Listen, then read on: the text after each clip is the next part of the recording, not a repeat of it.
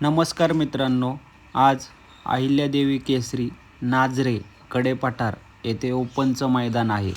तर या मैदानामध्ये बकासूरसुद्धा दाखल झाला आहे.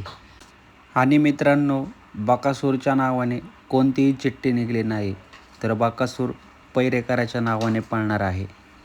धन्यवाद.